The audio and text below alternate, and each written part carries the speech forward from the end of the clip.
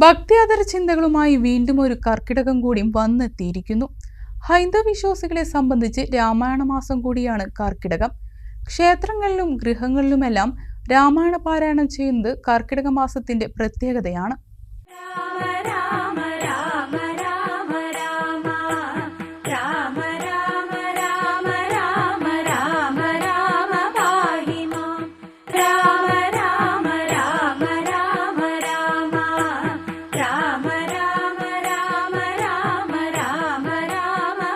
ഭക്തിയും ഈശ്വരചിന്തയും പ്രാർത്ഥനയും ഒത്തുചേരുന്ന പുണ്യമാസമാണ് കർക്കിടകം. രാമായണ മാസമായി ഹൈന്ദവ വിശ്വാസികൾ കർക്കിടകത്തെ കരുതിപ്പോരുന്നു.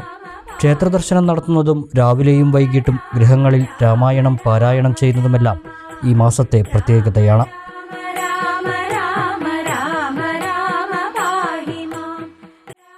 പഴമക്കാരുടെ ഓർമ്മകളിൽ പഞ്ഞമാസമാണ് കർക്കിടകം. തോരാത്ത മഴയും രോഗങ്ങളും ദുരിതങ്ങളും നിറഞ്ഞ കാലം. ഇതിൽ നിന്നെല്ലാമുള്ള രക്ഷയായാണ് കർക്കിടകത്തിൽ വിശ്വാസികൾ രാമനാമജപം നടത്തുന്നത്.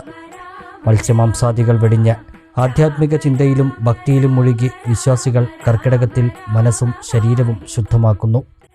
വിഘ്നങ്ങൾ അകറ്റാനുള്ള പൂജകൾ, അഷ്ടദ്രവ്യ മഹാഗണപതി ഹോമം, ഗജപൂജ, ആനയൂട്ട് എന്നിവയും കർക്കിടകത്തിൽ ക്ഷേത്രങ്ങളിൽ നടത്തിവരുന്നു.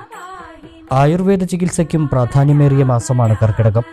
കർക്കിടക ചികിത്സ, കർക്കിടക കഞ്ഞി, കർക്കിടക കൂട്ട എന്നിവ പ്രസിദ്ധം. ഭക്ത്യാദരമായ ഒരു കാലത്തിൻ്റെ പ്രതീകമായാണ് ഇന്നും കർക്കിടകത്തെ വിശ്വാസികൾ കരുതിപ്പോരുന്നത്.